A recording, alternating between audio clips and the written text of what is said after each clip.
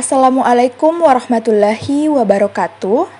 Saya akan menjelaskan mengenai ciri-ciri prosodi atau suprasegmental dalam bahasa Indonesia untuk memenuhi tugas mata kuliah fonologi yang diampu oleh Dr. Abdul Halik, SPD, MPD. Sebelum kita masuk ke inti pembahasan, terlebih dahulu kita harus mengetahui apa pengertian dari prosodi atau suprasegmental. Menurut Mas Nur Muslih tahun 2008, prosodi atau biasa juga disebut suprasegmental adalah unsur yang menemani dan memengaruhi bunyi bahasa dan bukan bunyi sejati. Prosodi atau suprasegmental tidak bisa disegmen-segmenkan karena kehadirannya selalu mengiringi, menindih, atau menemani unsur segmental. Selanjutnya, mari kita masuk ke inti pembahasan, yaitu ciri-ciri prosodi atau suprasegmental dalam bahasa Indonesia. Pada bagian ini, kita akan membahas bagaimana peran dan kiprah bunyi-bunyi suprasegmental dalam tuturan bahasa Indonesia. Yang pertama adalah nada. Dalam penuturan bahasa Indonesia, tinggi rendahnya suara atau nada itu tidak membedakan makna. Contohnya ketika penutur mengucapkan kata aku, membaca, atau buku dengan nada tinggi, sedang, atau rendah, maka maknanya akan sama saja. Begitu juga dalam tingkatan lingual yang lebih tinggi atau lebih besar seperti frase, klausa, atau kalimat. Bahkan penuturan yang diucapkan berlagu, seperti ketika orang sedang bernyanyi, itu juga maknanya akan sama saja dengan ketika diucapkan secara biasa.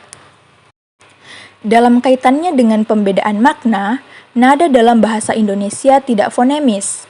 Walaupun demikian, ketidakfonemisan ini bukan berarti nada tidak ada dalam bahasa Indonesia. Hal ini disebabkan oleh adanya faktor ketegangan pita suara, arus udara, dan posisi pita suara ketika bunyi itu diucapkan. Makin tegang pita suara yang disebabkan oleh kenaikan arus udara dari paru-paru, maka makin tinggi pula nada bunyi tersebut. Begitu juga dengan posisi pita suara. Pita suara yang bergetar lebih cepat akan menentukan tinggi nada suara ketika berfonasi. Selanjutnya adalah tekanan. Berbeda dengan nada, tekanan dalam tuturan bahasa Indonesia berfungsi membedakan maksud dalam tataran kalimat atau sintaksis, tetapi tidak berfungsi membedakan makna dalam tataran kata atau leksis. Dalam tataran kalimat, tidak semua kata mendapat tekanan yang sama. Hanya kata-kata yang dipentingkan atau dianggap penting saja yang mendapat tekanan. Nah, sebagai contoh, di sini ada kalimat, kemarin teman saya menyimpan uang di bank. Kalimat ini bisa diucapkan dengan 6 kemungkinan variasi tekanan. Kalimat yang pertama mendapat tekanan pada kata kemarin yang saya garis bawahi. Maksudnya adalah teman saya menyimpan uang di bank kemarin, bukan sekarang atau waktu lain. Lalu selanjutnya, pada kalimat yang kedua, itu mendapat tekanan pada kata teman. Maksudnya adalah, yang kemarin menyimpan uang di bank itu adalah teman saya, bukan saudara saya atau yang lain. Lalu selanjutnya pada kalimat yang ketiga, itu mendapat tekanan pada kata saya. Maksudnya adalah, memang teman saya yang kemarin menyimpan uang di bank, bukan teman kamu atau yang lain. Lalu pada kalimat keempat, itu mendapat tekanan pada kata menyimpan. Maksudnya adalah, kemarin teman saya memang menyimpan uang di bank, bukan menukar atau mengambil. Lalu pada kalimat kelima, itu mendapat tekanan pada kata uang. Maksudnya adalah, yang disimpan oleh teman saya di bank, kemarin itu adalah uang, bukan emas atau barang berharga lain. Lalu pada kalimat yang terakhir atau kalimat yang keenam, itu mendapat tekanan pada kata di bank. Maksudnya adalah, kemarin teman saya memang menyimpan uang di bank, bukan di koperasi, di rumah, atau di tempat lain. Selanjutnya adalah durasi.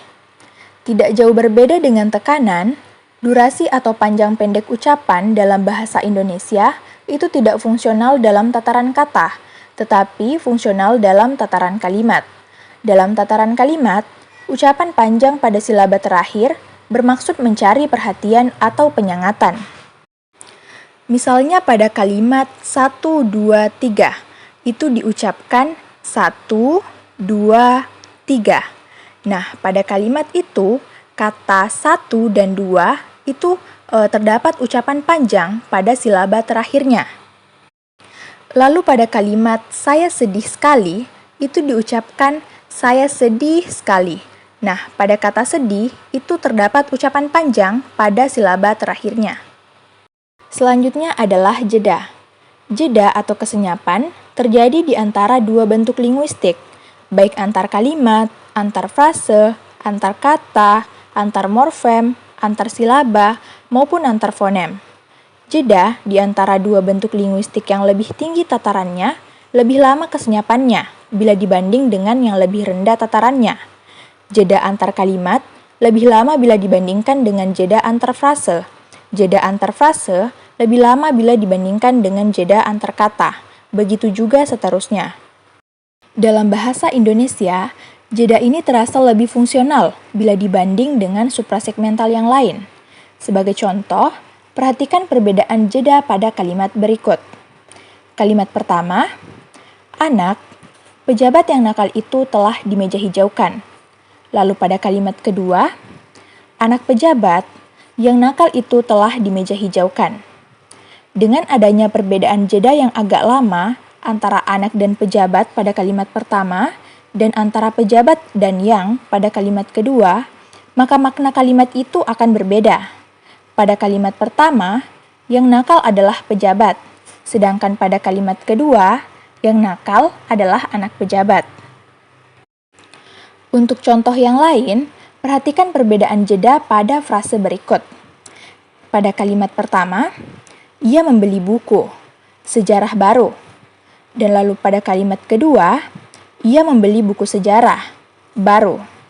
Dengan pemberian jeda yang agak lama antara buku dan sejarah baru pada kalimat pertama dan antara buku sejarah dan baru pada kalimat kedua, maka kedua frase tersebut memiliki perbedaan makna. Pada frase kalimat pertama, yang baru adalah sejarahnya, sedangkan pada frase kalimat kedua, yang baru adalah bukunya. Yang terakhir adalah intonasi. Berbeda dengan nada, intonasi dalam bahasa Indonesia sangat berperan dalam pembedaan maksud kalimat. Dengan dasar kajian pola-pola intonasi, kalimat bahasa Indonesia dibedakan menjadi 3. Yang pertama adalah kalimat berita atau deklaratif, yang kedua adalah kalimat tanya atau interrogatif, dan yang ketiga adalah kalimat perintah atau imperatif. Kalimat berita atau deklaratif ditandai dengan pola intonasi datar turun. Pola variasi nada dalam intonasi kalimat itu bisa dilambangkan dengan angka, yaitu 1, 2, dan 3. Nah, sebagai contoh yaitu kata rumah. Ini memiliki pola variasi 2, 3, 1. Lalu pada kalimat rumah mahal, itu memiliki pola variasi 2, 3, 3, 2, 3, 1. Selanjutnya adalah kalimat tanya atau interrogatif ditandai dengan pola intonasi datar naik. Sebagai contoh pertama yaitu rumah, dan contoh yang kedua, apa rumah sekarang mahal? Nah, kedua contoh tersebut ditandai dengan pola intonasi datar naik. Contoh pertama memiliki pola variasi nada yaitu 2, 3, 3, dan contoh yang kedua memiliki pola variasi nada yaitu 2, 3, 2, 2, 3, 2, 2, 3, 3. Yang terakhir adalah kalimat perintah atau imperatif yang ditandai dengan pola intonasi datar tinggi. Sebagai contoh, yaitu contoh yang pertama, kamu kesini. Dan contoh yang kedua, yaitu kesini kamu. Kedua contoh tersebut ditandai dengan pola intonasi datar tinggi. Contoh yang pertama memiliki pola variasi nada 2, 3, 3, 3, 3, 3, dan contoh yang kedua memiliki pola variasi nada 3, 3, 3, 2, 3, 1. Itulah tadi penjelasan mengenai ciri-ciri prosodi atau suprasegmental dalam bahasa Indonesia berdasarkan buku Fonologi Bahasa Indonesia karya Mas Nur Musli tahun 2008 yang meliputi pengertian dari prosodi atau suprasegmental dalam bahasa Indonesia dan juga ciri-ciri prosodi atau suprasegmental dalam bahasa Indonesia. membahas mengenai bagaimana peran dan kiprah bunyi-bunyi suprasegmental seperti nada, tekanan, durasi, jeda, dan intonasi dalam tuturan bahasa Indonesia. Semua komponen ini mempunyai hubungan satu sama lain dalam tuturan bahasa Indonesia. Penting untuk memahami dan mengikuti prosodi yang benar dalam bahasa Indonesia agar komunikasi bisa lebih efektif dan dapat dipahami dengan baik oleh pendengar. Sekian dan terima kasih. Wassalamualaikum warahmatullahi wabarakatuh.